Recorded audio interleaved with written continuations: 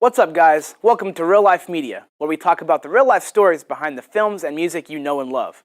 My name is Blake, and today we're going to be talking about the song Norwegian Wood by one of my favorite bands of all time, the Fab Four themselves, that's right, the Beatles. The 2-minute and 5-second song was released on December 3rd, 1965, on their 6th studio album, Rubber Soul. Now, it's regarded as a milestone in their discography, as it shifted focus to the album format as an artistic platform, which they later continued with Revolver and Sgt. Pepper. I like to describe the song as the loveliest song about getting blue-balled, and you'll see why as we get right into the narrative. The story begins with the lyrics, "I once had a girl, or should I say, she once had me," as the narrator meets a woman who invites him back to her place with the intentions of sleeping with her, sipping wine and admiring her choice of interior design, the Norwegian wood. So I know what you're thinking, what's the big deal with the wood anyway? Well, apparently at the time, it was popular for swinging London girls to have Norwegian pine in their house. The narrator, seeing the decor, gets the expectation that he'll get lucky that night. He bides his time and quite literally waits to make his move to get in bed with her. But they stay up talking until she decides to end the night at about 2 a.m. and go to bed. Displeased and frustrated, he gets up off the rug on which he'd been sitting and lays in the bathtub and falls asleep. He wakes up the following day alone and still frustrated with the night's events. So he does what anyone else would do.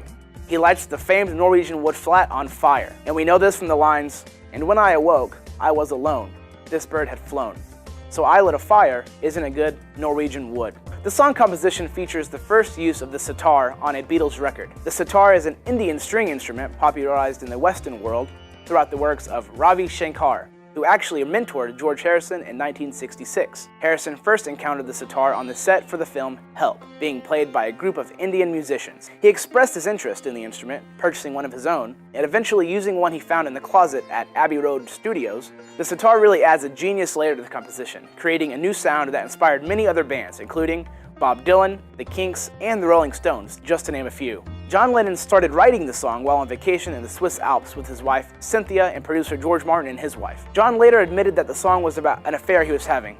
Ouch. In an interview with David Sheff, he stated that he was very paranoid because he didn't want his wife to find out about the affair. So he tried to make it as coy as he can be, but still delivering the message. After the trip, John brought what he had written to a writing session with Paul to finish it. Now, it's a little muddy at this point because in the 1970s, John stated that Paul assisted in the middle eighth of the track.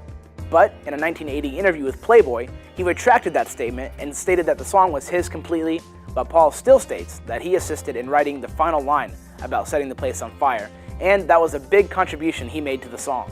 So she makes him sleep in the bath, and then finally in the last verse, I had this idea to set the Norwegian wood on fire as revenge. So he did it very tongue-in-cheek. She let him on, then said, "You'd better sleep in the bath." In our world, the guy had some sort of revenge. It could have meant I lit a fire to keep myself warm, and wasn't the decor of her house wonderful? But it didn't. It meant I burned the effing place down as an act of revenge, and went in there and left it straight to the instrumental, says McCartney. The Beatles started recording on October 12, 1965, at the time titled just "This Bird Had Flown," which was a very early version of the track in the D major key. This early version was later released on the Anthology 2 album in 1996, which, if you haven't listened to that yet, you should definitely check it out.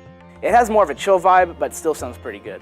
Although the band was unsatisfied with these takes, they later re-recorded the track on the 21st of October, changing the key to E major, which ended up becoming the official master, and changing the name to Norwegian Wood. Norwegian Wood is considered one of the Beatles' most famous and influential songs, being regarded as the first example of raga rock and inspiring the Indian music in rock songs. It even went on to inspire a book by famed Japanese author Haruki Murakami. So next time you listen to Norwegian Wood, I hope you take a moment to appreciate this historic piece in music history. I'm Blake, and I'll see you next time.